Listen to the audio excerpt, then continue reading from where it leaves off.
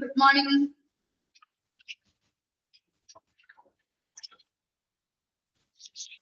Morning.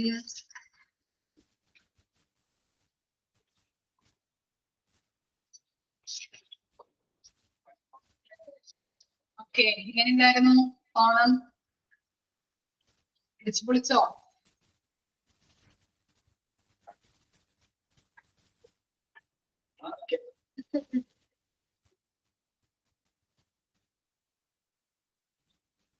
തകർത്തല്ലേ എല്ലാവരും?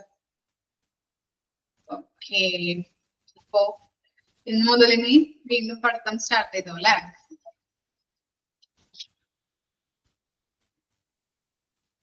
Okay, അപ്പൊ നമ്മൾ പറഞ്ഞു നിർത്തിയത് ഓർക്കുന്നുണ്ടോ? നമ്മൾ എവിടെയാ പറഞ്ഞു നിർത്തിയത്? അല്ലെങ്കിൽ ഓണത്തിൽ പോയോ? പൂക്കളത്തിൽ പോയോ? എല്ലാവരുടെയും accident and emergency chapter page number triage ഒരു കുട്ടിക്ക് ഓർമ്മയുണ്ട്. ഓക്കെ, പേഷ്യന്റ് ഫ്ലോയിലാണ് നമ്മൾ പറഞ്ഞു നിർത്തിയത് അല്ലെ? Okay, triage. ട്രയേജ് എന്താണെന്നാണ് പറഞ്ഞത്? ട്രയേജ് എന്ന് പറഞ്ഞാൽ എന്താണ്?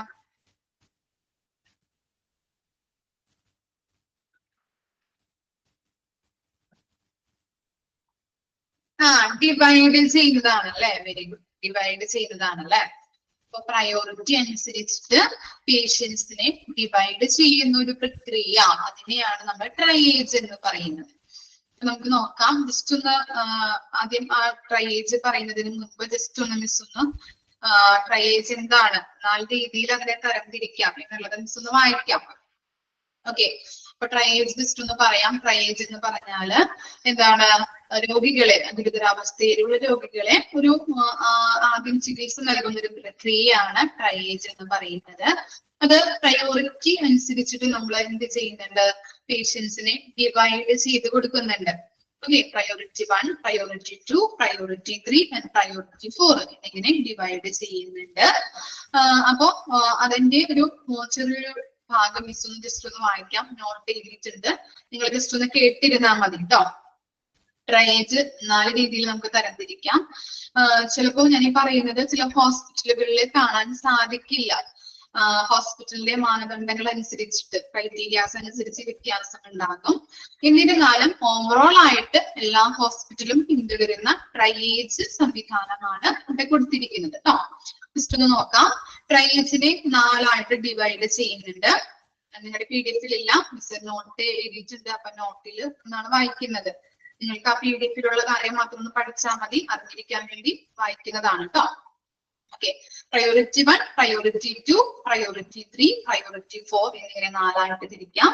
ഫസ്റ്റ് പ്രയോറിറ്റി കൊടുക്കുന്നത് ഏത് പേഷ്യൻസിനാണെന്നാണ് നെക്സ്റ്റ് പറയാൻ പോകുന്നത്. അത് പ്രയോറിറ്റി 1 റെഡ് കാറ്റഗറിയിലാണ് ഉൾപ്പെടുത്തിയിട്ടുള്ളത്. പേഷ്യൻസിനെ ഇമ്മീഡിയറ്റ് ആയിട്ട് കെയർ കൊടുക്കേണ്ട പേഷ്യൻസിനെയാണ് പ്രയോറിറ്റി 1 ഉൾപ്പെടുത്തിയിരിക്കുന്നത്. റെഡ് കാറ്റഗറിയാണ്. ഇപ്പൊ കാഷ്വാലിറ്റിയിൽ ഇപ്പോ ട്രീറ്റ്മെന്റ് സ്റ്റാർട്ട് ചെയ്യുമ്പോൾ വിത്ത് 0 മിനിറ്റ്സിനുള്ളിലാണ് എന്ത് കൊടുക്കേണ്ടത്? ആ ട്രീറ്റ്മെന്റ് ആ പേഷ്യൻസിന് കൊടുക്കേണ്ടത് വിത്ത് 0 മിനിറ്റ്സിനുള്ളിൽ കൊടുക്കണം. ഏത് പേഷ്യൻസ് ആണ്? കാർഡിയാക് അറസ്റ്റ് ആയിട്ട് വരുന്ന പേഷ്യൻസിനെയാണ് പ്രയോറിറ്റി 1 ഉൾപ്പെടുത്തിയിരിക്കുന്നത്. റെഡ് കാറ്റഗറിയാണ്. വിത്തിൻ 0 മിനിറ്റ്സിനുള്ളിൽ ട്രീറ്റ്മെന്റ് കൊടുക്കേണ്ടതാണ്. കാർഡിയാക് അറസ്റ്റ് ആണ് എക്സാമ്പിൾ ആയിട്ട് പറയുന്നത്. ഓക്കെ ആണോ? ഇനി പ്രയോറിറ്റി 2 യെല്ലോ കാറ്റഗറിയാണ്. വെരി അർജന്റ് വിഭാഗത്തിൽ പെടുത്താം. ട്രീറ്റ്മെന്റ് സ്റ്റാർട്ട് ചെയ്യുന്നത് വിത്തിൻ 1 മിനിറ്റിനുള്ളിൽ കൊടുക്കണം. ഓക്കെ, അതിന്റെ എക്സാമ്പിൾ ആയിട്ട് പറയുന്നത് ആക്സിഡന്റ് കേസൊക്കെ ആയിട്ട് വരുന്ന പേഷ്യൻസ്, ആക്സിഡന്റ്. ഓക്കെ, ഇപ്പോ യെല്ലോ കാറ്റഗറി വെരി അർജന്റ് വിഭാഗം, വിത്തിൻ 1 മിനിറ്റിനുള്ളിൽ ട്രീറ്റ്മെന്റ് സ്റ്റാർട്ട് ചെയ്യണം. Accident case example. ഇനി പ്രയോറിറ്റി 3 എന്ന് പറയുന്നത് ഗ്രീൻ കാറ്റഗറി ആണ്. അത് ഇപ്പോ 1 or 2 മാത്രം ഒരു എന്താണ് കെയർ കൊടുക്കേണ്ട ആവശ്യം വരുന്നില്ല. ചിലപ്പോ വിത്തിൻ എന്താണ് ഒരു അർജന്റ് കെയർ ആണ്. അതുപോലെ തന്നെ ടൈം എന്ന് പറയുന്നത് 30 മിനിറ്റിനുള്ളിൽ നമുക്ക് കൊടുത്താൽ മതി. ട്രീറ്റ്മെന്റുകൾ പ്രൊവൈഡ് ചെയ്താൽ മതി. അപ്പോ ഗ്രീൻ കാറ്റഗറി അർജന്റ് കെയർ ആണ് കൊടുക്കേണ്ടത്. അവർക്കൊരു 30 മിനിറ്റിനുള്ളിൽ കെയർ കൊടുത്താൽ മതി. ഓക്കെ, എക്സാമ്പിൾ പറയുന്നത് ഇപ്പോ അബ്ഡോമിനൽ പെയിൻ, അടിവയറ്റിലെ വേദന ആയിട്ട് വരുന്ന പേഷ്യൻസ്, അതുപോലെ ചെസ്റ്റ് പെയിൻ ആയിട്ട് വരുന്ന പേഷ്യൻസിനൊക്കെ നോക്കിയിട്ട് ഒരു വ്യക്തി 30 മിനിറ്റിനുള്ളിൽ ചികിത്സ തുടങ്ങിയാൽ മതി. ഗ്രീൻ കാറ്റഗറി ആണ്. ഓക്കെ, അത് പ്രയോറിറ്റി 3യിലാണ് വരുന്നത്. ഇനി പ്രയോറിറ്റി 4 എന്ന് പറയുന്നത് എന്താണ്? Black category. ബ്ലാക്ക് കാറ്റഗറി ആണ്. ലെസ് അർജന്റ് കെയർ ആണ്. ടൈം എന്ന് പറയുന്നത് വിത്തിൻ 1 hour കൊടുത്താൽ മതി. 1 hour കൊടുത്താൽ മതി. എക്സാമ്പിള് ഈ ഫീവർ, അതുപോലെ തന്നെ ഈ മൈൽഡ് ഹെഡേക്ക്, മൈഗ്രെയിൻ ഒക്കെ ആയിട്ട് വരുമല്ലോ ആളുകള്. അപ്പൊ അങ്ങനെയുള്ള പേഷ്യൻസിനെയാണ് പ്രയോറിറ്റി 4ൽ ഉൾപ്പെടുത്തിയിട്ടുള്ളത്. ഇത്തരം കാര്യങ്ങളാണ് ട്രയേജിൽ വരുന്നത്. ഇപ്പൊ മനസ്സിലാക്കിയിരിക്കാൻ വേണ്ടി ഒന്ന് വായിച്ചതാണ് കേട്ടോ. ഓക്കെ, ഇപ്പൊ ട്രയേജ് എന്താണ്? ഗുരുതരാവസ്ഥയിലുള്ള രോഗികൾക്ക് ആദ്യം ചികിത്സ നൽകുന്ന ഒരു പ്രക്രിയയാണ് ട്രയേജ് എന്ന് പറയുന്നത്. 4 രീതിയിൽ തരംതിരിച്ചിട്ടുണ്ട്. Priority 1, priority 2, priority 3, priority 4. Priority 1ൽ വരുന്നത് കാർഡിയാക് അറസ്റ്റ് ആയിട്ടുള്ള പേഷ്യൻസ്.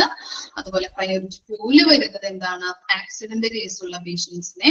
പ്രയോറിറ്റി 3ൽ വരുന്നത് ചെസ്റ്റ് പെയിൻ, അടിവയറ്റിലെ വേദന, അബ്ഡോമിനൽ പെയിൻ ഒക്കെ ആയിട്ട് വരുന്നത്.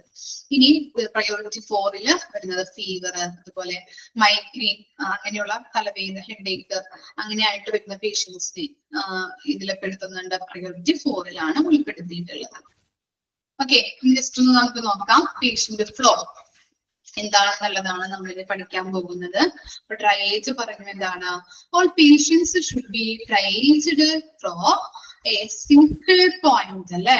സിംഗിൾ പോയിന്റിലേക്ക് എല്ലാ പേഷ്യൻസിനെയും സിംഗിൾ പോയിന്റിലേക്ക് കൊണ്ടുവരുന്നതിനെയാണ് ഇതിൽ പറയുന്നത് ട്രയേജ് എന്ന് പറയുന്നത്. Aim of triage is to sort patients for providing optimal care consistent with their medical needs and ensuring efficient utilization of the available resources. ഇവിടെ നമ്മൾ ട്രയേജിന്റെ മെയിൻ എയിം എന്താണെന്നാണ് പറയുന്നത്. എയിം ആർക്കെങ്കിലും ഐഡന്റിഫൈ ചെയ്യാൻ പറ്റുമോ? എന്താണ് എയിം? ട്രയേജിന്റെ മെയിൻ എയിം എന്താണ്? Is to sort patients, അല്ലെ? എന്ത് ചെയ്യണം നമ്മള്? നമ്മുടെ എമർജൻസി ഡിപ്പാർട്ട്മെന്റിലോട്ട് കൊണ്ടുവരുന്ന പേഷ്യൻസിനെ നമ്മള് നേരത്തെ പറഞ്ഞല്ലേ എന്തെങ്ങനെയാണ് ചെയ്യുന്നത്? പ്രയോറിറ്റി അനുസരിച്ച് എന്ത് ചെയ്യുന്നുണ്ട്? ഡിവൈഡ് ചെയ്യുന്നുണ്ട്, അല്ലെ? തരംതിരിക്കുന്നുണ്ട്, ക്ലാസിഫൈ ചെയ്യുന്നുണ്ട്, അല്ലെ? പ്രയോറിറ്റി 1 എന്നും പ്രയോറിറ്റി 2, പ്രയോറിറ്റി 3, പ്രയോറിറ്റി 4 എന്നും കാറ്റഗറൈസ് ചെയ്യുന്നുണ്ട്. അതാണ് മെയിൻ എയിം ആയിട്ട് പറയുന്നത്. പേഷ്യൻസിനെ സോർട്ട് ചെയ്യുന്നു. ഇനി ട്രയേജ് കഴിഞ്ഞാൽ അടുത്തത് ഏതാണ്? Reception. Close operational relationship exist with triage, അല്ലെ? നമ്മൾ ഇപ്പോ ആക്സിഡന്റ് ആൻഡ് എമർജൻസി കാഷ്വാലിറ്റി ഡിപ്പാർട്ട്മെന്റിൽ ചെല്ലുമ്പോ അവിടെ ചെന്ന് കഴിഞ്ഞിട്ടുണ്ടെങ്കിൽ നിങ്ങളിപ്പോ എന്തെങ്കിലും ആവശ്യത്തിന് ചിലപ്പോ എന്താണ് പാപ്പനെയോ അമ്മയെയോ അല്ലെങ്കിൽ നമ്മുടെ ആരെങ്കിലും റിലേറ്റീവ്സിനൊക്കെ കൊണ്ടുപോവുകയാണെങ്കിൽ അവിടെ കാണാൻ പറ്റും എന്താണ്? അവിടെ സെപ്പറേറ്റ് ആയിട്ടുള്ള എന്തുണ്ടാവും? റിസപ്ഷൻ ഉണ്ടാവും, അല്ലെ? ഇല്ലേ? കണ്ടിട്ടുണ്ടോ നിങ്ങള്? കാണാത്തവര് ഹോസ്പിറ്റലുകളിൽ ചെല്ലുമ്പോൾ ശ്രദ്ധിക്കുക. അതുപോലെ തന്നെ ഈ എമർജൻസി ഡിപ്പാർട്ട്മെന്റില് സെപ്പറേറ്റ് ആയിട്ടുള്ള എന്തുണ്ടാവും? ഫാർമസി ഉണ്ടാവുന്നുണ്ട്. ഓക്കെ, ഓർക്കുന്നുണ്ടോ? ഹോസ്പിറ്റലിൽ പോയവര് ഒന്ന് ശ്രദ്ധിച്ചു നോക്കുക. ഓക്കെ, അപ്പൊ അങ്ങനെ റിസപ്ഷൻ തൊട്ടടുത്തായിരിക്കണം. അപ്പൊ എന്താണ്? ഈ ആക്സിഡന്റ് എമർജൻസി ഡിപ്പാർട്ട്മെന്റിൽ സെപ്പറേറ്റ് ആയിട്ടുള്ള റിസപ്ഷൻ ഉണ്ട്. അത് ഈ ആക്സിഡന്റ് ട്രയേജിന്റെ അടുത്തായിരിക്കണം റിസപ്ഷൻ ഏരിയ എന്ന് പറയുന്നത്. After triage, patients' details are recorded by the clerical staff. നമ്മൾ എന്താണ്? നമ്മൾ തരംതിരിച്ച പേഷ്യൻസിനുള്ള ആ കെയർ കൊടുത്തു കഴിഞ്ഞിട്ട് ഇത് ചെയ്യുന്നുണ്ട്. പേഷ്യൻസിന് വേണ്ടിയിട്ട് നമ്മള് എല്ലാ ഡീറ്റെയിൽസും അവിടെ എന്താണ്? റിസപ്ഷനിൽ ഒരു സ്റ്റാഫ് ഇരിക്കുന്നുണ്ടാവും, അല്ലെ? അവിടെ പോയിട്ട് നമ്മൾ കാർഡ് എടുക്കാനായിട്ട് പറയും നമ്മളോട്, ഇല്ലേ? അവർക്ക് എന്താണ്? മെഡിക്കൽ റെക്കോർഡുകളൊക്കെ ചെയ്യാനായിട്ട് പ്രിപ്പയർ ചെയ്യാൻ വേണ്ടിയിട്ട് പേഷ്യൻസിന്റെ പേര്, ഏജ്, സെക്സ്, അങ്ങനെയുള്ള കാര്യങ്ങൾ, അഡ്രസ്, ഇങ്ങനെയുള്ള കാര്യങ്ങൾ അവിടെ പറഞ്ഞു കൊടുക്കേണ്ടതായിട്ടുണ്ട്. അപ്പൊ അതൊക്കെ ചെയ്യുന്നത് ആരാണ്? ക്ലറിക്കൽ സ്റ്റാഫ് ആണ്. ഇനി new medical records is either raised or the old 1 retrieved. ഇനി നമ്മുടെ ഇവിടെ ഹോസ്പിറ്റലിൽ കാണിക്കുന്ന ഓൾറെഡി കാണിച്ചിട്ടുള്ള പേഷ്യൻസ് ആണെങ്കിൽ പുതിയതായിട്ടുള്ള മെഡിക്കൽ റെക്കോർഡ് ഓപ്പൺ ആക്കേണ്ട ആവശ്യമുണ്ടോ? ഉണ്ടോ?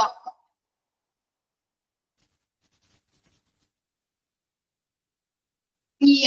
എന്തുകൊണ്ടാണ് അങ്ങനെ പറയുന്നത്? ഇല്ല എന്ന് പറഞ്ഞത് എന്താ? ഓൾറെഡി അവിടെ ആ പേഷ്യൻസിന്റെ മെഡിക്കൽ റെക്കോർഡ് അവിടെ അവൈലബിൾ ആയിരിക്കും അല്ലെ. അതുകൊണ്ട് എന്താ അത് വീണ്ടെടുത്താലും മതി നമുക്ക് അല്ലെ. അപ്പൊ അത് റിട്രീവ് ചെയ്തെടുക്കാനായിട്ട് പറ്റുന്നുണ്ട്. ഇനി അവിടെ കാണിച്ചിട്ടില്ല, പേഷ്യൻസ് അവിടെ കാണിച്ചിട്ടില്ല, പുതിയതായിട്ട് വന്ന പേഷ്യന്റ് ആണെങ്കിൽ അവിടെ എന്ത് ചെയ്യണം? നമ്മള് മെഡിക്കൽ റെക്കോർഡ് ഓപ്പൺ ചെയ്യേണ്ടതായിട്ടുണ്ട്. ഓക്കെ, അത്തരം കാര്യങ്ങളാണ് റിസപ്ഷനിൽ വരുന്നത്. ഇനി ട്രീറ്റ്മെന്റ് എന്താണെന്ന് നോക്കിയേ. മൂന്നാമത്തെയാണ് treatment. Patients may be directed to units, resuscitation area, acute treatment area, consultation or fast track area, medical imaging or waiting area, emergency department is initiated. അപ്പൊ എന്താണ് ഇങ്ങനെയുള്ള ഏരിയാസിലൊക്കെ കൊണ്ടുപോയിട്ട് പേഷ്യൻസിന് ട്രീറ്റ്മെന്റ് കൊടുക്കും അല്ലെ. റെസിസ്റ്റേഷൻ ഏരിയയിലോട്ട് കൊണ്ടുവരും. അതുപോലെ നടന്നു പോകാൻ പറ്റുന്ന പേഷ്യൻസ് ആണെങ്കിൽ അക്യൂട്ട് ട്രീറ്റ്മെന്റ് ഏരിയയിലോട്ടായിരിക്കും കൊണ്ടുപോകുന്നത്. കൺസൾട്ടേഷൻ ഏരിയയില് നല്ല സ്പെഷ്യലിസ്റ്റ് ആയിട്ടുള്ള സ്കിൽഡ് ആയിട്ടുള്ള ഡോക്ടേഴ്സ് ഉണ്ടാവും അല്ലെ. ഇനി അതുപോലെ തന്നെ മെഡിക്കൽ ഇമേജിങ്. എന്താണ് മെഡിക്കൽ ഇമേജിംഗ് എന്ന് പറഞ്ഞാല് ഏത് ഡിപ്പാർട്ട്മെന്റിനെയാണ് നമ്മൾ പറയുന്നത്? മെഡിക്കൽ ഇമേജിംഗ് ഐഡന്റിഫൈ ചെയ്യാൻ പറ്റുന്നുണ്ടോ? Very good. X-ray, CT scan, MRI അല്ലെ, റേഡിയോളജി ഡിപ്പാർട്ട്മെന്റ് ആണ് അല്ലെ. അപ്പൊ അങ്ങനെയുള്ള ഏരിയാസിനെയാണ് മെഡിക്കൽ ഇമേജിംഗ് ഡിപ്പാർട്ട്മെന്റ്സുകൾ അല്ലെങ്കിൽ ഏരിയാസ് എന്ന് പറയുന്നത്.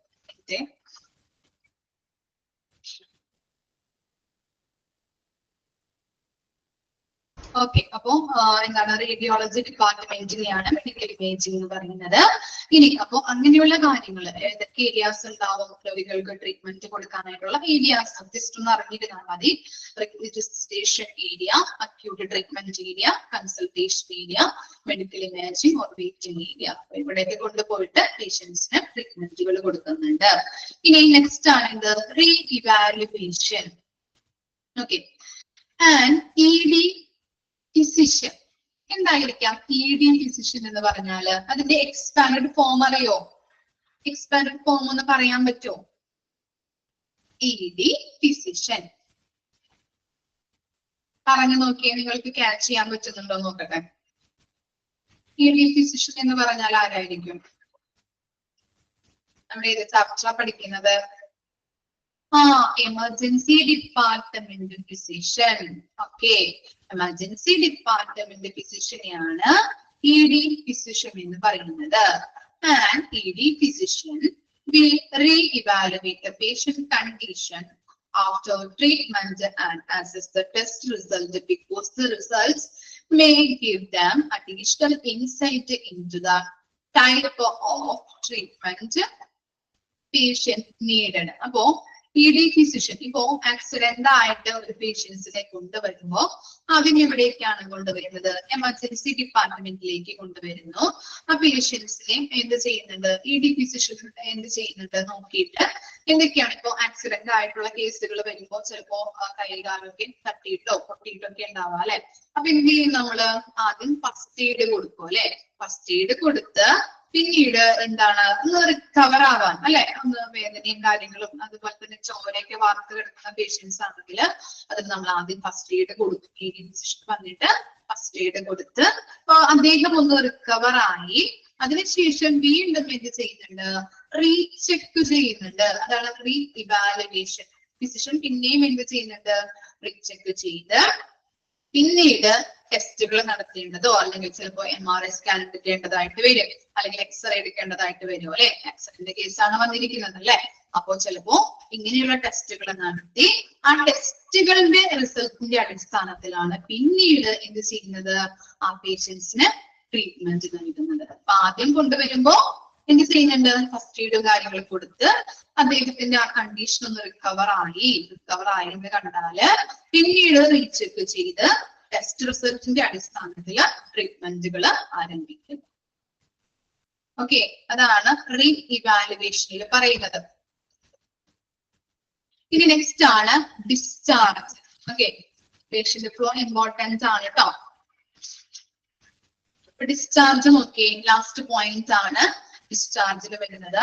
Based on treatment patient to be removed after stabilisation. അല്ലെ, എന്ത് ചെയ്യുന്നുണ്ട് നമുക്കിപ്പോ based on the treatment patient removed after stabilisation, all patients receive written home care instructions to flow when discharged.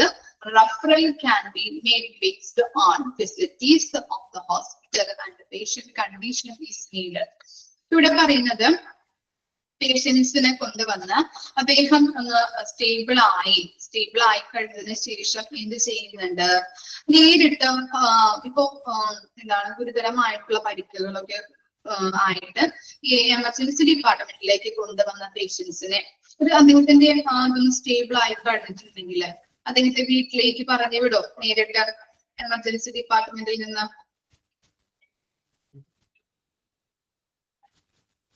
എന്താണ് അഭിപ്രായം?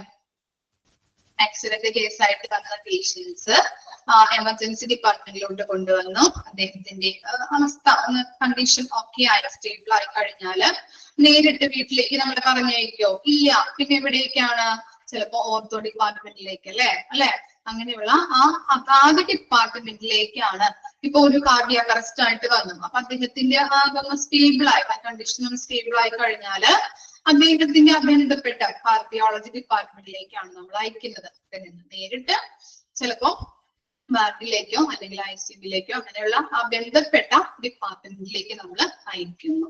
നേരിട്ട് വീട്ടിലേക്ക് അയക്കാനായിട്ട് പറ്റില്ല. ഓക്കെ, അപ്പൊ അത് ഒന്ന് ഓർത്ത് വെക്കാം. അതുപോലെ തന്നെ ഇനി ഡിസ്ചാർജ് ആകുമ്പോൾ നമ്മൾ എന്ത് ചെയ്യുന്നുണ്ട്, റിട്ടേൺ ആയിട്ട് ഹോം കെയർ ഇൻസ്ട്രക്ഷൻസ് ഒക്കെ കൊടുക്കും അല്ലെ.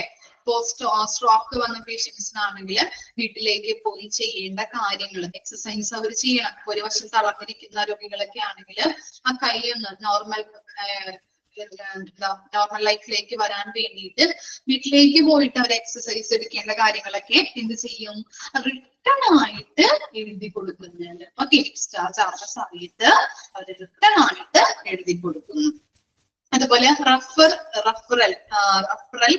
ഇൻ ആൻഡ് റഫറൽ ഔട്ട് ഉണ്ട്. ഓക്കെ, റഫറൽ ഇൻ എന്ന് പറഞ്ഞു കഴിഞ്ഞിട്ടുണ്ടെങ്കിൽ എന്തായിരിക്കാം, മറ്റു ഹോസ്പിറ്റലിൽ നിന്ന് നമ്മുടെ ഹോസ്പിറ്റലിലേക്ക് കൊണ്ടുവരുന്നത്. അതാണ് റഫർ ഇൻ എന്ന് പറയുന്നത്. റഫർ ഔട്ട് എന്ന് പറഞ്ഞാലോ, നമ്മുടെ ഹോസ്പിറ്റലിൽ നല്ല രീതിയിലുള്ള ഫെസിലിറ്റീസോ കാര്യങ്ങളോ ഒന്നുമില്ലാത്തത് കൊണ്ട് തന്നെ ഇവിടെ നിന്ന് മറ്റു ഹോസ്പിറ്റലിലേക്ക് കൊണ്ടുപോകുന്നതാണ് റഫർ ഔട്ട് എന്ന് പറയുന്നത്. മനസ്സിലായോ? റഫർ ഇന്നും റഫർ ഔട്ടും ഉണ്ട്. റഫർ ഇന്നുണ്ട്, റഫർ ഔട്ട് ഉണ്ട്. റഫർ ഔട്ട് എന്ന് പറഞ്ഞാൽ ഒരു ഹോസ്പിറ്റലിന് രോഗിയെ കൊണ്ട് മറ്റൊരു ഹോസ്പിറ്റലിലേക്ക്, ഇപ്പൊ നമ്മുടെ ഹോസ്പിറ്റലാണ് രോഗി കിടക്കുന്നതെങ്കിൽ മറ്റൊരു ഹോസ്പിറ്റലിലേക്ക് ആ രോഗിക്ക് കൊടുക്കാനായിട്ടുള്ള ഫെസിലിറ്റീസോ കാര്യങ്ങളോ നല്ല രീതിയിൽ ഇല്ല എന്നുണ്ടെങ്കിൽ ഇവിടെ നിന്ന് മറ്റു ഹോസ്പിറ്റലിലേക്ക് കൊണ്ടുപോകുന്നു. അതാണ് റഫർ ഔട്ട്. റഫർ ഇൻ എന്ന് പറഞ്ഞു കഴിഞ്ഞാൽ അവിടെ നിന്ന് ഈ ഹോസ്പിറ്റലിലോട്ട് കൊണ്ടുവരുന്നത്.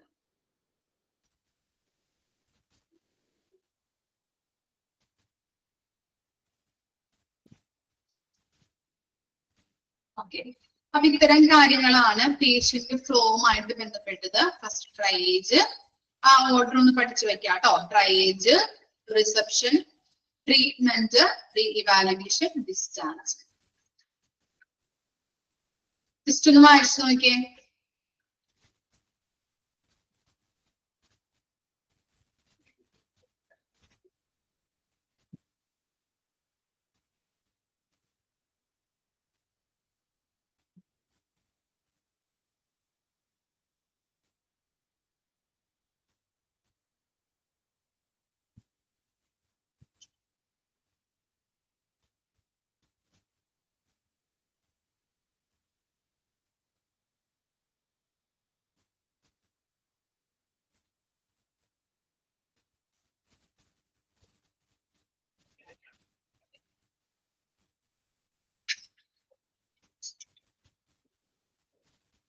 പ്രയോറിറ്റി 3 വരുന്നത് ഗ്രീൻ കാറ്റഗറി ആണ്. അർജന്റ് കെയർ ആണ് കൊടുക്കേണ്ടത്. ടൈം എന്ന് പറയുന്നത് നമുക്ക് ട്രീറ്റ്മെന്റ് കൊടുക്കേണ്ട ടൈം വിത്തിൻ 30 മിനിറ്റ്സ് ആണ്. Example chest pain, abdominal pain. അതുപോലെ പ്രയോറിറ്റി 4 വരുന്നത് black category, less urgent care ആണ് കൊടുക്കേണ്ടത്. അവർക്ക് ട്രീറ്റ്മെന്റ് കൊടുക്കേണ്ട ടൈം എന്ന് പറയുന്നത് വിത്തിൻ 1 ഹവറിനുള്ളിൽ കൊടുത്താൽ മതി. എക്സാമ്പിള് മൈൽഡ് ഹെഡേക്ക്, മൈഗ്രെയിൻ, അതുപോലെ ഫീവർ.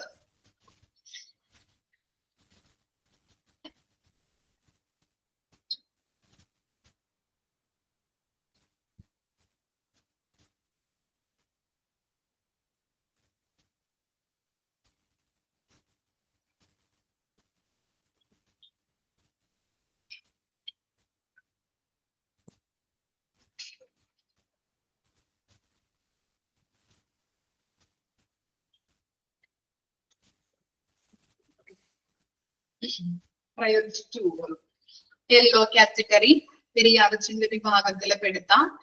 ട്രീറ്റ്മെന്റ് കൊടുക്കേണ്ടത് within 1 minute. Example accident.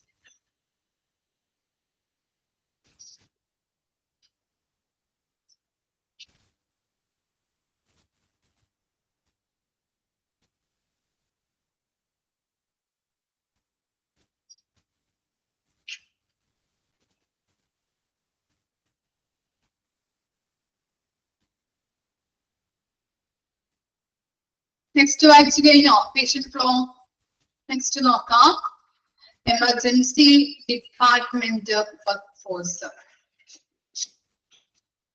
Emergency department work force ഏതൊക്കെയാണ് എമർജൻസി ഡിപ്പാർട്ട്മെന്റിലുള്ള വർക്കേഴ്സ് എന്നാണ് ഇവിടെ കൊടുത്തിരിക്കുന്നത്.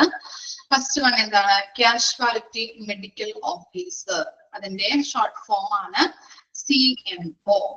അത് നമ്മൾ എഴുതി വെക്കാം കേട്ടോ. ചിലപ്പോ എക്സ്പാൻഡ് CMO എന്ന് ചോദിച്ചു കഴിഞ്ഞിട്ടുണ്ടെങ്കിൽ എഴുതേണ്ടതാണ് casualty medical officer. Okay, CMO എന്ന് പറയുന്നത് ആ കാഷ്വാലിറ്റി ഡിപ്പാർട്ട്മെന്റിലെ സൂപ്പർവൈസർ ആണ്. സൂപ്പർവൈസ് ചെയ്യുന്ന, മേൽനോട്ടം വഹിക്കുന്ന ഓഫീസർ ആണ് എന്ത്? കാഷ്വാലിറ്റി മെഡിക്കൽ ഓഫീസർ എന്ന് പറയുന്നത്. ആ കാഷ്വാലിറ്റിയുടെ ഏറ്റവും ടോപ്പ് പൊസിഷനിലുള്ള വ്യക്തിയെയാണ് CMO എന്ന് പറയുന്നത്. ഓക്കെ, ഓർത്ത് വെച്ചാൽ മതി. Casualty medical officer CMO. ഇനി കൺസൾട്ടന്റ് ഷുഡ് ബി അവൈലബിൾ. നമ്മൾ പറഞ്ഞല്ലേ, വെൽ സ്കിൽഡ് ആയിട്ടുള്ള നല്ല രീതിയിലുള്ള ക്വാളിറ്റിയുള്ള ഡോക്ടേഴ്സ് ആയിരിക്കും എവിടെ ഉണ്ടാകുന്നത്? എമർജൻസി ഡിപ്പാർട്ട്മെന്റിലുള്ളത്. ഓക്കെ, അതിനെയാണ് കൺസൾട്ടന്റ് ഷുഡ് ബി അവൈലബിൾ എന്ന് പറയുന്നത്. ക്വാളിഫൈഡ് ആയിട്ടുള്ള ഡോക്ടറെ കാണാനായിട്ട് അവിടെ സാധിക്കുന്നുണ്ട്. RN വിത്ത് ചേഞ്ച് ENT ട്രൈഡ് സെക്ഷൻ. ആരാണ് RN എന്ന് പറഞ്ഞാല്? എക്സ്പാൻഡ് ഫോം അറിയോ ആർക്കെങ്കിലും? RN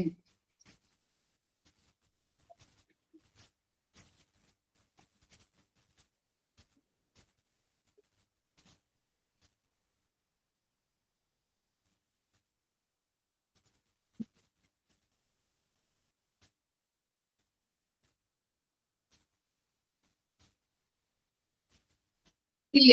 RN എന്ന് പറഞ്ഞാല് registered nurse. Okay, RN means അതിന്റെ എക്സ്പാൻഡ് ഫോം ആണ് രജിസ്റ്റേർഡ് നേഴ്സ്. അതുപോലെ EMT എന്ന് പറഞ്ഞാല് emergency medical technician. Emergency medical technician. ഈ രജിസ്റ്റേർഡ് നേഴ്സ് എന്ന് പറഞ്ഞാൽ PG കഴിഞ്ഞ നേഴ്സുമാരായിരിക്കും.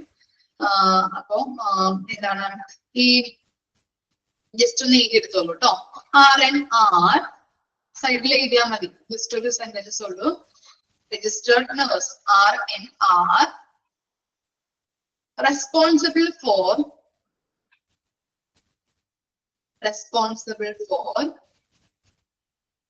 completing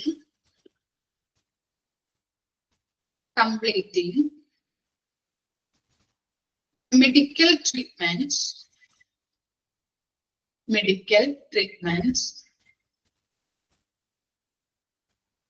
as ordered in the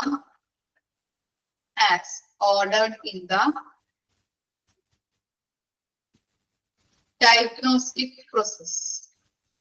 As ordered in the diagnostic process. Registered nurse RN are responsible for completing medical treatments as ordered in the diagnostic process. Okay. എന്ന് പറയുന്നത് registered nurse ആണ് എന്ന് പറഞ്ഞു, PG കഴിഞ്ഞവരാണെന്ന് പറഞ്ഞല്ലേ. അതുപോലെ തന്നെ registered nurse എന്ന് പറഞ്ഞാല് നമ്മളിപ്പോ ഡയഗ്നോസ്റ്റിക് പ്രോസസ് ഒക്കെ കഴിയുമ്പോൾ എന്താണ് ഈ ഡയഗ്നോസ്റ്റിക് രോഗനിർണയം നടത്താനായിട്ട് കുറച്ച് പ്രൊസീജിയേഴ്സ് ഒക്കെ ഉണ്ടാവും അല്ലെ. ഇന്നത് കഴിയുമ്പോൾ ഇന്നത് ചെയ്യണം, ഇന്നത് അങ്ങനെ കുറച്ച് പ്രൊസീജിയേഴ്സും കാര്യങ്ങളൊക്കെ ഇപ്പൊ റയർ കേസുകൾ രോഗങ്ങൾ വന്നു കഴിഞ്ഞിട്ടുണ്ടെങ്കിൽ അല്ലെങ്കിൽ ഇപ്പൊ രോഗം എന്താണ് ഇങ്ങനെ വരുന്നത്, അപ്പൊ നമുക്ക് പെട്ടെന്ന് അത് ഐഡന്റിഫൈ ചെയ്യാൻ പറ്റില്ല. എന്താണ് ഇന്ന പ്രൊസീജിയറിലൂടെ വേണം നമ്മൾ അത് ഐഡന്റിഫൈ ചെയ്യാൻ. ഇതുകൊണ്ടാണ് ഇങ്ങനെയാണ് അസുഖം വന്നത്, എന്ത് അസുഖമാണ്, ഇന്ന ലക്ഷണത്തിന്റെ കാരണം എന്താണ് അല്ലെ. അപ്പൊ അത് കണ്ടുപിടിക്കാൻ വേണ്ടിയിട്ടാണ് ചെറിയ ചെറിയ പ്രൊസീജിയറിലൂടെ അല്ലെ, ചില പ്രൊസീജിയേഴ്സ് ഉണ്ടാവും അതിന്. അപ്പൊ അങ്ങനെ ചെയ്യുന്നത് ഇന്നത് കഴിഞ്ഞാൽ ഇന്നതാണ്, അല്ലെങ്കിൽ ഇത് കഴിഞ്ഞാൽ ഇന്ന പ്രൊസീജിയർ ആണ് എന്ന് പറഞ്ഞു കൊടുക്കുന്നത് ആരാണ്? ആ ഡ്യൂട്ടി കറക്റ്റ് ആയിട്ടാണോ ചെയ്യുന്നത്, അങ്ങനെയുള്ള പ്രൊസീജിയർ കറക്റ്റ് ആയിട്ടാണോ, രോഗങ്ങൾ കണ്ടുപിടിക്കാനായിട്ട് ഇന്ന പ്രൊസീജിയർ ചെയ്യുന്നത് കറക്റ്റ് സീക്വൻഷ്യലി ആണോ എന്ന് പറയുന്നത് ആരാണ്? ഈ RN ആണ്. RNന്റെ ഉത്തരവാദിത്തമാണ് ഇത്. രജിസ്റ്റേർഡ് നഴ്സിന്റെ ഉത്തരവാദിത്തമാണ് കറക്റ്റ് പ്രൊസീജിയറിലൂടെയാണോ പോകുന്നത് എന്ന് ഐഡന്റിഫൈ ചെയ്യുന്നത്. ഓക്കെ, അതുകൂടി രജിസ്റ്റേർഡ് നഴ്സിന്റെ റെസ്പോൺസിബിലിറ്റി ആണ്. അതുപോലെ തന്നെ സ്കിൽഡ് നഴ്സിംഗ് ടീം, അവിടെ ആരുണ്ടാവും? എമർജൻസി ഡിപ്പാർട്ട്മെന്റില് സ്കിൽഡ് ആയിട്ടുള്ള നഴ്സിംഗ് ടീമുകൾ ഉണ്ടാവും, ഡയഗ്നോസ്റ്റിക് ടെക്നീഷ്യൻസ് ഉണ്ടാവും, പേഷ്യന്റ് കെയർ അസിസ്റ്റന്റും എക്സിക്യൂട്ടീവ്സും ഉണ്ടാകുന്നുണ്ട്. ഇനി നെക്സ്റ്റ് നോക്കിയേ, അഡ്മിനിസ്ട്രേറ്റീവ് സ്റ്റാഫ്. ആരൊക്കെയാണ് അഡ്മിനിസ്ട്രേറ്റീവ് സ്റ്റാഫുകളായിട്ട് വരുന്നത്? മെഡിക്കൽ റെക്കോർഡ് ക്ലർക്കും, registration clerk, admission clerk. Okay, admission ക്ലർക്കും ഉണ്ടാവും, മെഡിക്കൽ റെക്കോർഡ് ക്ലർക്കും എവിടെയാണ് എന്തിനാണ് വരുന്നത്? അഡ്മിനിസ്ട്രേഷൻ സ്റ്റാഫ് ആയിട്ടാണ് കണക്കാക്കുന്നത്. ഇപ്പൊ രണ്ട് കാര്യങ്ങളാണ് അവിടെ പറഞ്ഞത്. ഏതൊക്കെയാണ്? എമർജൻസി ഡിപ്പാർട്ട്മെന്റ് വർക്ക് ഫോഴ്സിൽ ആരൊക്കെയാണ് വരുന്നത് എന്നാണ് പറഞ്ഞത്. CMO ഉണ്ടാവും, കൺസൾട്ടന്റ് ഡോക്ടേഴ്സ് ഉണ്ടാവും, RN ഉണ്ടാവും, EMT, അതുപോലെ നല്ല സ്കിൽഡ് ആയിട്ടുള്ള നഴ്സിംഗ് ടീമുകൾ ഉണ്ടാവും, diagnostic technicians, patient care assistance, executives ഉണ്ടാവും.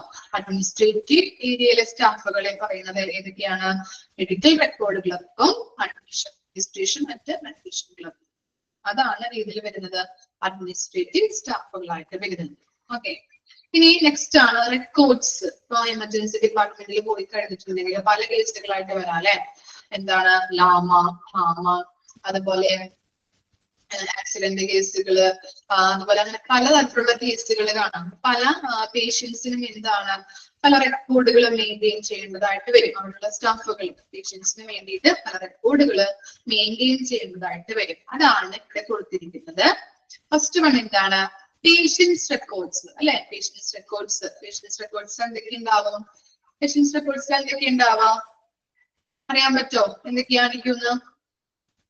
എന്തൊക്കെ ഉണ്ടാവും എന്ന് ആലോചിച്ച് നോക്കിയേ. പേഷ്യന്റുമായിട്ട് ബന്ധപ്പെട്ട കാര്യങ്ങളായിരിക്കും പേഷ്യൻസ് റെക്കോർഡ്സിലുള്ളത് അല്ലെ. ഒന്ന് പറഞ്ഞു നോക്കിയേ.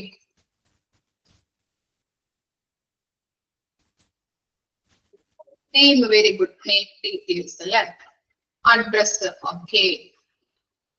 അപ്പൊ അങ്ങനെയുള്ള ഏജ് അല്ലെ, age, sex, address, phone number, ഇതൊക്കെയാണ് ഇതിലുള്ളത് പേഷ്യൻസ് റെക്കോർഡ്സുമായിട്ട് ബന്ധപ്പെട്ടത്.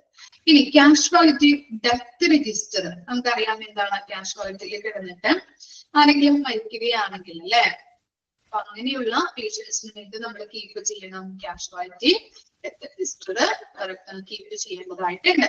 Observation and follow up reports, നമുക്കറിയാം പേഷ്യൻസിനെ ഒബ്സർവ് ചെയ്യുമ്പോൾ അല്ലെ, ഒബ്സർവേഷനിൽ കിടക്കട്ടെ എന്നൊക്കെ പറയും അല്ലെ, ഒബ്സർവേഷനിൽ കിടത്തിയിരിക്കുകയാണ്.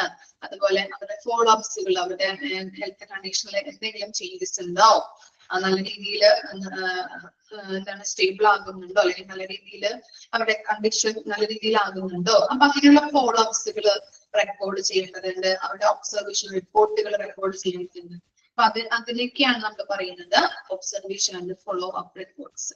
ഇനി റഫറൽ റെക്കോർഡ്, അതെന്തായിരിക്കാം? റഫറൽ എന്തായിരിക്കാം റഫറൽ എന്ന് പറയുമ്പോ?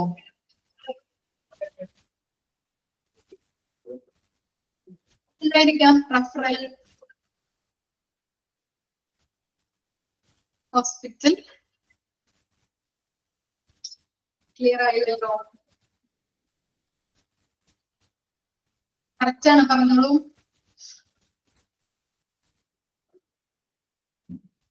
ഇപ്പം റഫറൽ എന്ന് പറഞ്ഞു കഴിഞ്ഞാല് നമ്മുടെ ഹോസ്പിറ്റലിൽ നിന്ന് ഇപ്പൊ ഫെസിലിറ്റീസോ കാര്യങ്ങളോ ഒന്നും ഇല്ലാതെ എന്താണ് മറ്റു ഹോസ്പിറ്റലിലേക്ക് നമ്മൾ കൊണ്ടുപോകാറുണ്ട് അല്ലെ. ഇവിടെ ചിലപ്പോ പറയാറുണ്ട് കൊണ്ടുവരുമ്പോ ഇവിടെ പറ്റില്ല കേട്ടോ, വേറെ ഹോസ്പിറ്റലിലോട്ട് കൊണ്ടുപോയിക്കോളൂ എന്ന് പറയാറുണ്ടല്ലേ. അപ്പൊ അങ്ങനെയുള്ള പേഷ്യൻസിനുള്ള റെക്കോർഡുകൾ അത് കീപ്പ് ചെയ്യേണ്ടതുണ്ട്. ഏതൊക്കെ പേഷ്യൻസിനെയാണ് അങ്ങനെ കൊണ്ടുപോയിട്ടുള്ളത്. അതാണ് റഫറൽ റെക്കോർഡ്സുമായിട്ട് ബന്ധപ്പെട്ടത്. ഇനി ട്രീറ്റ്മെന്റ് റെക്കോർഡ്, പേഷ്യൻസിന് കൊടുക്കുന്ന ഏതൊക്കെ ട്രീറ്റ്മെന്റ്, ഏതൊക്കെ മരുന്നുകളാണ് കൊടുത്തിട്ടുള്ളത്, എത്ര തരത്തിലാണ് കൊടുത്തിരിക്കുന്നത്, ഏതൊക്കെ ടൈം, ഏതൊക്കെ ഡോസുകളിൽ, അപ്പൊ അങ്ങനെയുള്ള ട്രീറ്റ്മെന്റിന്റെ കാര്യങ്ങളാണ് ട്രീറ്റ്മെന്റ് റെക്കോർഡ്സുമായിട്ട് ബന്ധപ്പെട്ടത്. ഇനി മൈനർ OT. OT എന്താ? OTയുടെ ഫുൾ ഫോം എന്തായിരിക്കും?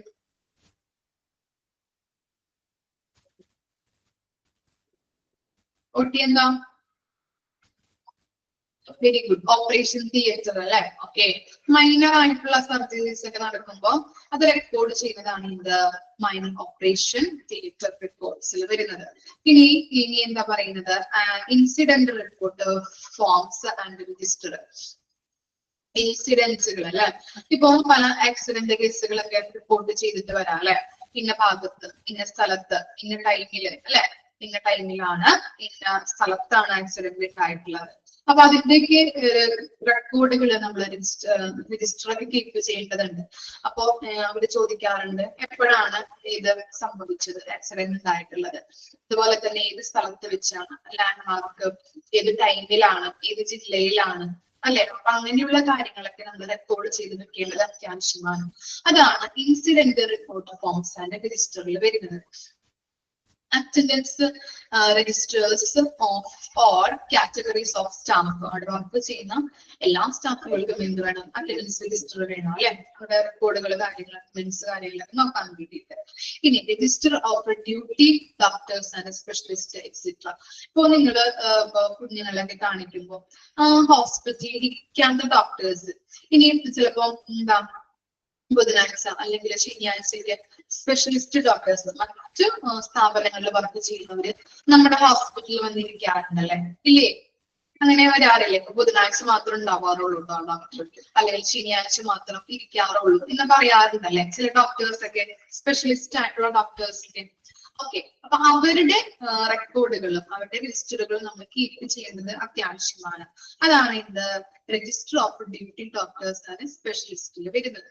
ഇനി എന്താണ് all documents, example admission cards, case sheet, drug chart, death certificate forms, ഇതൊക്കെ എന്ത് ചെയ്യണം? നമ്മൾ കീപ്പ് ചെയ്യേണ്ടതായിട്ടുണ്ട്. ഓക്കെ, അപ്പൊ ഡെത്ത് സർട്ടിഫിക്കറ്റ് അറിയാലോ. ഡെത്ത് സർട്ടിഫിക്കറ്റ് എന്ന് പറഞ്ഞിട്ടുണ്ടെങ്കിൽ എന്താണ്? ഫാമിലി അതുപോലെ തന്നെ റിലേറ്റീവ്സ് ഒക്കെ ആരെങ്കിലും മരിച്ചു കഴിഞ്ഞിട്ടുണ്ടെങ്കിൽ അപ്പൊ അവരുടെ ഫോംസ് നമുക്ക് ബോഡി വീട്ടിലേക്ക് വിട്ടു കൊടുക്കാനായിട്ട് എന്താണ്? ഫോം ഫില്ല് ചെയ്യേണ്ടതായിട്ടുണ്ട് അല്ലെ. അതാണ് ഡെത്ത് സർട്ടിഫിക്കറ്റ് എന്ന് പറയുന്നത് കേട്ടോ. Death certificate forms. അപ്പൊ നമുക്ക് അങ്ങനെയുള്ള കാര്യങ്ങളൊക്കെ നമ്മൾ ഫില്ല് ചെയ്ത് കൊടുക്കേണ്ടതായിട്ടുണ്ട് ഡെത്ത് സർട്ടിഫിക്കറ്റ് കിട്ടാൻ വേണ്ടിയിട്ട്. ഓക്കെ, ഇനി അതുപോലെ എന്താണ്? MLC record. MLC എന്താ? ഫുൾ ഫോം അറിയോ? MLC എന്ന് പറഞ്ഞാല് very good, medico legal cases അല്ലെ. Okay, medico legal cases records with all the diagnostic and investigation result and kept under lock and key under CMO casualty. ഇങ്ങനെ ഈ medico legal കേസസുകളൊക്കെ വന്നു കഴിഞ്ഞിട്ടുണ്ടെങ്കിൽ അതിന്റെ എല്ലാ കാര്യങ്ങളും റെക്കോർഡ്സുകളൊക്കെ കീപ്പ് ചെയ്ത് വെക്കേണ്ടത് ആരാണ്? CMO ആണ്. കാഷ്വാലിറ്റിയില് മെഡിക്കോ ലീഗൽ കേസസുകൾ വന്നു കഴിഞ്ഞിട്ടുണ്ടെങ്കിൽ അതിന്റെ റെക്കോർഡുകൾ കീപ്പ് ചെയ്ത് വെക്കേണ്ടത്, എല്ലാ കാര്യങ്ങളും കീപ്പ് ചെയ്ത് വെക്കേണ്ടത് CMO ആണ്. മെഡിക്കോ ലീഗൽ കേസസുകളാണ് താഴെ കൊടുത്തിരിക്കുന്നത്. ലൈക്ക് ആക്സിഡന്റ്, ട്രോമ എന്താ? ആഘാതങ്ങള്, അതുപോലെ അസാൾട്ട് എന്ന് പറഞ്ഞാൽ അക്രമങ്ങള്, റേപ്പ് അറിയാലോ, അതുപോലെ തന്നെ poisoning, unconscious brought to death should be stamped at MLC. MLC കേസുകളായിട്ട് സ്റ്റാമ്പ് ചെയ്ത് വെക്കേണ്ടതും എന്താണ് അങ്ങനെയും വെക്കേണ്ടത് ആവശ്യമാണ്. സ്റ്റാമ്പ് ചെയ്ത് വെക്കേണ്ടത് ചെയ്തിട്ട് സൂക്ഷിച്ചു വെക്കേണ്ടത് അത്യാവശ്യമാണ്. കാഷ്വാലിറ്റിയിൽ ഇങ്ങനെയുള്ള MLC കേസുകൾ, മെഡിക്കോ ലീഗൽ കേസുകൾ ഏതൊക്കെയാണ് വരുന്നത്? ആക്സിഡന്റ്, ട്രോമ, അണ്ടർലൈൻ ചെയ്യാം കേട്ടോ. മെഡിക്കൽ ലീഗൽ കേസുകളൊക്കെ ഐഡന്റിഫൈ ചെയ്യാൻ പറഞ്ഞിട്ടുണ്ടെങ്കിൽ നമുക്ക് കിട്ടണം. ഓക്കെ, ആക്സിഡന്റ് ആയിട്ട് വരുന്ന കേസുകള്, ട്രോമ, വലിയ ആഘാതം, മുറിവ്, അതുപോലെ അസാൾട്ട്, അക്രമങ്ങള്, മാല പൊട്ടിച്ചു പോകുന്നത്, അങ്ങനെയുള്ള അക്രമങ്ങൾ, ആക്രമിക്കുന്നത്, അതുപോലെ തന്നെ റേപ്പ്, അതുപോലെ പോയിസണിങ്, അതുപോലെ അൺകോൺഷ്യസ് ബ്രോഡ് ഡെത്ത്. അപ്പൊ ഇങ്ങനെയുള്ള കാര്യങ്ങളൊക്കെ മെഡിക്കോ ലീഗൽ കേസുകളിൽ വരുന്നതാണ്. അപ്പൊ അങ്ങനെ സംഭവിച്ചു കഴിഞ്ഞിട്ടുണ്ടെങ്കിൽ, റിപ്പോർട്ട് ചെയ്തിട്ടുണ്ടെങ്കിൽ മെഡിക്കോ ലീഗൽ കേസസ് ആയിട്ട് സ്റ്റാമ്പ് ചെയ്ത് സൂക്ഷിച്ചു വെക്കണം. അതുപോലെ തന്നെ ലാസ്റ്റ് വണ്ണാണ് എന്ത്? Police intimation book. ഇനി മെഡിക്കോ ലീഗൽ കേസസുകൾ, ആക്സിഡന്റ് കേസസുകളൊക്കെ പറഞ്ഞു കഴിഞ്ഞിട്ടുണ്ടെങ്കിൽ നമുക്ക് അറിയാൻ പറ്റും. ആക്സിഡന്റ് കേസസുകളിലൊക്കെ പെട്ടവരുണ്ടെങ്കിൽ നമ്മളിപ്പോ ഹോസ്പിറ്റലിൽ പോകുമ്പോൾ അവരെന്ത് ചെയ്യും? പോലീസ് കേസായിട്ട് പോലീസ് കേസായിട്ട് എഴുതുള്ളൂ ഇല്ലേ? നമ്മളൊരു പേപ്പറിലൊക്കെ എഴുതി കൊടുക്കേണ്ടതായിട്ടുണ്ട് അവിടെ.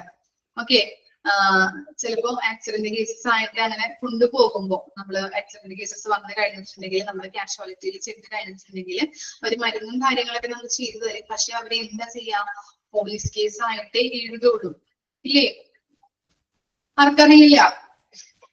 ഓക്കെ, അതുപോലെ തന്നെ പോലീസിന്റെ നമ്പർ, ഇതൊക്കെ അവരുടെ ആ ബുക്കിൽ നമ്മൾ അവർ കീപ്പ് ചെയ്ത് വെച്ചിട്ടുണ്ടാവും. അപ്പൊ അതാണ് പോലീസ് ഇന്റിമേഷൻ ബുക്ക് എന്ന് പറയുന്നത്. പോലീസിന്റെ നമ്പർ, അങ്ങനെയുള്ള കാര്യങ്ങൾ കേട്ടോ. ഓക്കെ, അപ്പൊ ഇത്രയും കാര്യങ്ങളാണ് ഈ കാഷ്വാലിറ്റി റെക്കോർഡ്സ് ആയിട്ട് വരുന്നത്. എമർജൻസി ഡിപ്പാർട്ട്മെന്റിലെ റെക്കോർഡ്സുകളായിട്ട് വരുന്നത് ഏതൊക്കെയാണ്? Patient records, casualty death register, observation and follow up records, referral records, treatment, minor authority records, incident report forms and register, attendance registers or staff attendance register, duty doctors, specialist doctors register ഉണ്ടാവും. അതുപോലെ ഇപ്പൊ MLC കേസുകളൊക്കെ പറഞ്ഞിട്ടുണ്ടെങ്കിൽ അതും medical legal കേസസുകളൊക്കെ stamp ചെയ്ത് വെക്കേണ്ടത് അത്യാവശ്യമാണ്. MLC കേസസുകളൊക്കെ എന്താണ്? ആക്സിഡന്റ്, ട്രോമ, അസാൾട്ട്, അങ്ങനെയുള്ള കേസസുകളാണ് മെഡിക്കൽ ലീഗൽ കേസസുകളായിട്ട് വരുന്നത്. അതുപോലെ ലാസ്റ്റ് വൺ ആണ് പോലീസ് ഇന്റിമേഷൻ. ഓക്കെ, ജസ്റ്റ് ഒന്ന് ഐഡന്റിഫൈ ചെയ്ത് വെക്കാം ഏതൊക്കെയാണെന്നുണ്ട് കേട്ടോ. മെഡിക്കൽ ലീഗൽ കേസസുകൾ ഏതൊക്കെയാണെന്ന് ഐഡന്റിഫൈ ചെയ്യാൻ വരാറുണ്ട്, ചോദിക്കാറുണ്ട് കേട്ടോ. ഇമ്പോർട്ടന്റ് ആണ്. അതുപോലെ എക്സ്പാൻഡ് ഫോം ചോദിക്കാം. CMO എന്ന് പറഞ്ഞാൽ കാഷ്വാലിറ്റി മെഡിക്കൽ ഓഫീസർ. വായിച്ചു നോക്കാം കേട്ടോ.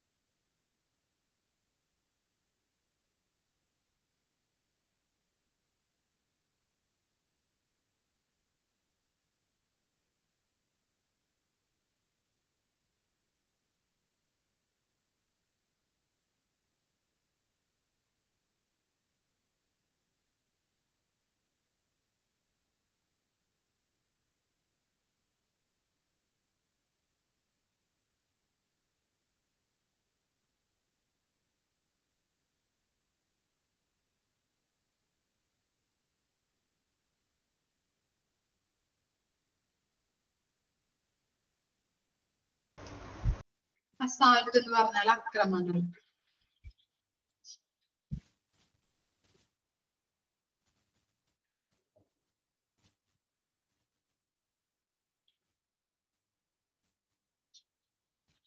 ഓക്കെ, വായിച്ചു കഴിഞ്ഞോ? ക്ലിയർ ആയോ? റെക്കോർഡ്സ് ഓക്കെ, ജസ്റ്റ് ഒരു ഫംഗ്ഷൻ എന്തെങ്കിലും പറഞ്ഞിട്ട് നമുക്കൊന്ന് വൈൻഡ് അപ്പ് ചെയ്യാം കേട്ടോ. Functions of the accident and emergency services which are ഏതൊക്കെയാണ്? 4-5 കാര്യങ്ങളാണ് ഇവിടെ പറയുന്നത്. To provide immediate and correct life saving medical care ആണ് അല്ലെ. എമർജൻസി ഡിപ്പാർട്ട്മെന്റിലോട്ട് കൊണ്ടുവരുമ്പോൾ എന്താണ്? ഇമ്മീഡിയറ്റ് കെയർ പ്രൊവൈഡ് ചെയ്യുന്നത് അല്ലെ പേഷ്യൻസിന്. അതുപോലെ തന്നെ അവരുടെ ജീവൻ രക്ഷിക്കാനായിട്ടുള്ള ഒരു ഇമ്മീഡിയറ്റ് കെയർ ആണ് അവിടെ പ്രൊവൈഡ് ചെയ്യുന്നത്. രണ്ടാമത്തെ നോക്കിയേ, to ലിയസ് with the court and police in medical legal cases whenever required. Okay, lawyers എന്ന് പറഞ്ഞിട്ടുണ്ടെങ്കിൽ ഒരു എന്താണ്? ബന്ധം പുലർത്തുക, ഒരു പരസ്പര ബന്ധം എന്നാണ് ഉദ്ദേശിക്കുന്നത് അവിടെ. അപ്പോ നമ്മൾ പറഞ്ഞിട്ടുണ്ടായിരുന്നു ഇങ്ങനെയുള്ള മെഡിക്കൽ ലീഗൽ കേസുകളൊക്കെ വരുമ്പോ പോലീസുമായിട്ട് അവർക്ക് അല്ലെ പോലീസ് ഇന്റിമേഷൻ ബുക്കുകൾ അവര് കീപ്പ് ചെയ്യുന്നുണ്ട്. അപ്പൊ പോലീസും അതുപോലെ തന്നെ കോർട്ടുമായിട്ട് ഒരു ബന്ധം സ്ഥാപിക്കാനായിട്ട് ശ്രമിക്കുന്നുണ്ട്.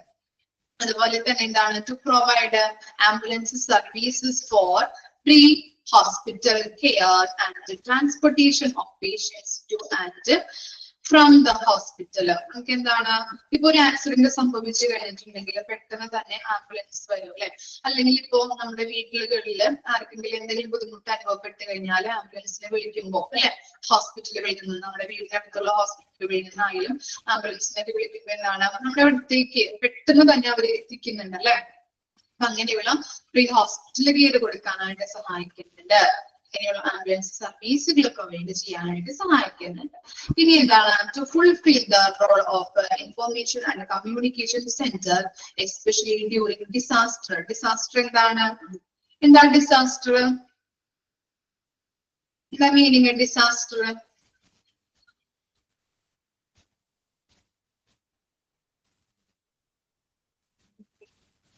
Very good. ദുരന്തങ്ങൾ അല്ലെ. ഇങ്ങനെയുള്ള ദുരന്തങ്ങളൊക്കെ വരുമ്പോ അല്ലെ, ഇപ്പൊ വയനാട് ദുരന്തമൊക്കെ വന്നപ്പോ കുറെ പേര് മരിച്ചിട്ടുണ്ട് അല്ലെ. അതുപോലെ തന്നെ കുറെ പേരുടെ കൈകളൊക്കെ നഷ്ടപ്പെട്ടിട്ടുണ്ട് അല്ലെ, വെള്ളോട് അല്ലെ. അപ്പൊ അങ്ങനെയൊക്കെ എന്താണ്? ഇപ്പോ വീട്ടുകാർക്കൊക്കെ അല്ലെങ്കിൽ റിലേറ്റീവ്സിനൊക്കെ ഇത് ആരുടെ ബോഡിയാണ് അല്ലെങ്കിൽ ഇത് ആരുടെ കൈയാണ് കാലാണ് അല്ലെ. അങ്ങനെയുള്ള ചിലപ്പോ ചിലവരുടെ കാല് മാത്രം കിട്ടുകയുള്ളൂ, ചിലപ്പോ ചിലവരുടെ കൈ മാത്രം ചിലപ്പോ കിട്ടിയിട്ടുണ്ടാവുള്ളൂ. അപ്പൊ അതൊക്കെ ഐഡന്റിഫൈ ചെയ്ത് കൊടുക്കാനായിട്ട് ഒരു ഇൻഫർമേഷൻ സെന്റർ ആയിട്ട്, ഒരു ഇൻഫർമേഷൻ ആൻഡ് കമ്മ്യൂണിക്കേഷൻ സെന്റർ ആയിട്ട് ഈ ആക്സിഡന്റ് ആൻഡ് എമർജൻസി ഡിപ്പാർട്ട്മെന്റ് സഹായിക്കുന്നുണ്ട്. അപ്പൊ ഇങ്ങോട്ടേക്കാണ് ദുരന്തങ്ങൾ ഉണ്ടാവുമ്പോ എന്തായാലും കൊണ്ടുവരുന്നത് എവിടേക്കാണ്? ഹോസ്പിറ്റലിലേക്കാണ് അല്ലെ, കാഷ്വാലിറ്റിയിലോട്ടാണ് എന്ത് സംഭവിച്ചിട്ടുണ്ടെങ്കിലും കൊണ്ടുവരുന്നത് അല്ലെ. ഡിസാസ്റ്റർ സമയത്തൊക്കെ ദുരന്തങ്ങൾ, വയനാട് ദുരന്തമൊക്കെ ഉണ്ടായപ്പോൾ നമുക്കറിയാം എന്താണ്? കുറേയധികം പേരെയാണ് ഹോസ്പിറ്റലിലേക്ക് ആ ടൈമിൽ അറ്റ് എ ടൈമിൽ കയറ്റുന്നത് അല്ലെ. അപ്പൊ അത് ആരുടെ കസിനാണ് അല്ലെങ്കിൽ അത് ആരുടെ റിലേറ്റീവ് ആണെന്നൊക്കെ അവരാണ്, ഹോസ്പിറ്റലുകാരാണ് ഐഡന്റിഫൈ ചെയ്ത് കൊടുക്കുന്നത്. അപ്പൊ അങ്ങനെ ഒരു ഇൻഫർമേഷൻ ആൻഡ് കമ്മ്യൂണിക്കേഷൻ സെന്റർ ആയിട്ട് പ്രവർത്തിക്കാനായിട്ട് ആക്സിഡന്റ് ആൻഡ് എമർജൻസി ഡിപ്പാർട്ട്മെന്റിന് സാധിക്കുന്നുണ്ട്. ഇനി എന്താണ്? Last point, education, training and research activities of medical staff. എന്താണ്? പല കാര്യങ്ങൾക്കും എഡ്യൂക്കേഷൻ അല്ലെ, കാര്യങ്ങൾ പഠിക്കാനായിട്ട് എഡ്യൂക്കേഷൻ നോളജ് പ്രൊവൈഡ്, അവിടെ ഉള്ള സ്റ്റാഫുകൾക്ക് തന്നെ നോളജ് പകർന്നു കൊടുക്കാനായിട്ടും ട്രെയിനിങ്ങിലൂടെയും അതുപോലെ തന്നെ പല റിസർച്ച് ആക്ടിവിറ്റീസ് ചെയ്യാനായിട്ട് അല്ലെ മെഡിക്കൽ സ്റ്റാഫിന് അങ്ങനെയുള്ള കാര്യങ്ങൾ എഡ്യൂക്കേഷൻ ആയാലും ട്രെയിനിങ്ങിലൂടെയും അതുപോലെ തന്നെ റിസർച്ച് ആക്ടിവിറ്റീസ് നടത്താനായിട്ട് ഈ ആക്സിഡന്റ് ആൻഡ് എമർജൻസി ഡിപ്പാർട്ട്മെന്റ് സഹായിക്കുന്നുണ്ട്. ഇത്തരം കാര്യങ്ങളാണ് അതിന്റെ ഫംഗ്ഷൻ ആയിട്ട് വരുന്നത്. ഫസ്റ്റ് പറഞ്ഞത് എന്താണ്? ഒരു ലൈഫ് സേവിങ് അല്ലെ, പെട്ടെന്ന് തന്നെ ഹോസ്പിറ്റലിലോട്ട് നമ്മൾ കൊണ്ടുപോകുന്നത് എവിടേക്കാണ്? കാഷ്വാലിറ്റിയിലോട്ടാണ്. അപ്പൊ കാഷ്വാലിറ്റിയിൽ ഇമ്മീഡിയറ്റ് കെയർ ആണ് അല്ലെ കൊടുക്കുന്നത്. രോഗിയുടെ ലൈഫ് രക്ഷിക്കാനായിട്ടുള്ള കെയർ ആണ് അത് കൊടുക്കുന്നത്. ഇനി എന്താ പറഞ്ഞത്? മെഡിക്കൽ ലീഗൽ കേസുകൾ വരുമ്പോൾ പോലീസായിട്ടും അതുപോലെ തന്നെ കോർട്ടായിട്ടും നമുക്ക് ബന്ധം പുലർത്താനായിട്ട് എമർജൻസി ഡിപ്പാർട്ട്മെന്റിന് സാധിക്കുന്നുണ്ട്. അതുപോലെ തന്നെ ഇപ്പൊ എന്തെങ്കിലും അത്യാവശ്യം എന്തെങ്കിലും വന്നു കഴിഞ്ഞിട്ടുണ്ടെങ്കിൽ ഈ ഹോസ്പിറ്റലിലോട്ട് രോഗിയെ എത്തിക്കാനായിട്ട് അല്ലെ എന്ത് പ്രൊവൈഡ് ചെയ്യുന്നത്? ആംബുലൻസ് സർവീസുകൾ. അതില് പ്രീ കെയർ, ഹോസ്പിറ്റലിലോട്ട് എത്തിക്കുന്നതിന് മുൻപുള്ള ഹോസ്പിറ്റൽ കെയർ ആംബുലൻസിൽ തന്നെ കൊടുക്കാനായിട്ട് സഹായിക്കുന്നുണ്ട്. അതുപോലെ തന്നെ ഒരു നമുക്ക് ദുരന്തങ്ങളൊക്കെ ഉണ്ടാകുമ്പോൾ അവരുടെ എന്താ മരിച്ച ആളുടെ കസിൻസിനെയും അതുപോലെ തന്നെ ഇതാരുടെ ശരീരമാണ് അല്ലെങ്കിൽ ഇതാരുടെ ബോഡിയാണെന്നൊക്കെ കണ്ടെത്താനായിട്ട് ഒരു ഇൻഫോർമേഷൻ ആൻഡ് കമ്മ്യൂണിക്കേഷൻ സെന്റർ ആയിട്ട് ഈ ആക്സിഡന്റ് ആൻഡ് എമർജൻസി ഡിപ്പാർട്ട്മെന്റ് സഹായിക്കുന്നുണ്ട്. അതുപോലെ എഡ്യൂക്കേഷൻ ആൻഡ് ട്രെയിനിങ് റിസർച്ച് ആക്ടിവിറ്റീസിന് മെഡിക്കൽ സ്റ്റാഫിന് ട്രെയിനിങ് ആയാലും റിസർച്ച് ആക്ടിവിറ്റീസിനായാലും എമർജൻസി ഡിപ്പാർട്ട്മെന്റ് ഹെൽപ്പ് ചെയ്യുന്നുണ്ട്. ഇത്തരം കാര്യങ്ങളാണ് ഫങ്ഷൻസ് ആയിട്ട് പറയുന്നത്. ജസ്റ്റ് ഒന്ന് വായിക്കാം കേട്ടോ.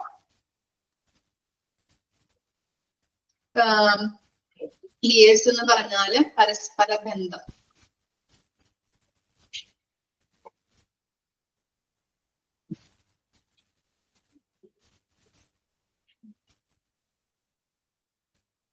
ചെറിയൊരു പോർഷൻ കൂടി ഉള്ളൂ ഇനി നമുക്ക് എടുക്കാനായിട്ട്. അത് നെക്സ്റ്റ് ക്ലാസ്സിൽ എടുക്കാം കേട്ടോ.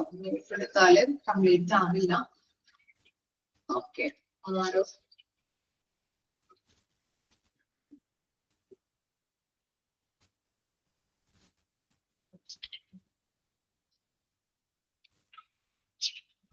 ജസ്റ്റ് ഒരു 1.5 പേജ് ഉണ്ടാവും അല്ലെ.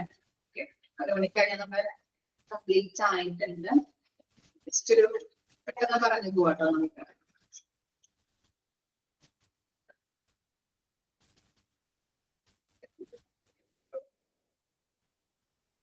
ക്ലിയർ ആണോ ഫങ്ഷൻസ്?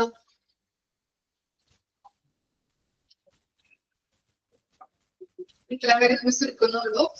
അപ്പൊ ഇവിടെ വരെ എല്ലാവരും വായിച്ച് മനസ്സിലാക്കിയിട്ട് വരാം കേട്ടോ.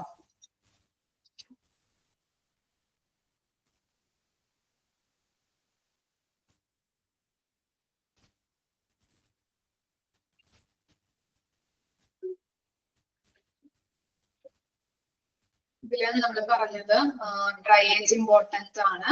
അതുപോലെ തന്നെ പേഷ്യന്റ് ഫ്ലോ ഇമ്പോർട്ടന്റ് ആണ്. അതിന്റെ ഫ്ലോ പഠിച്ചു വെക്കാം. ഡ്രൈയേജ്, റിസർപ്ഷൻ, ട്രീറ്റ്മെന്റ്, ഇവാലുവേഷൻ, ഡിസ്ചാർജ്, അതിന്റെ ഫ്ലോ ഒന്ന് പഠിച്ചു വെക്കണം. അതുപോലെ മെഡിക്കോ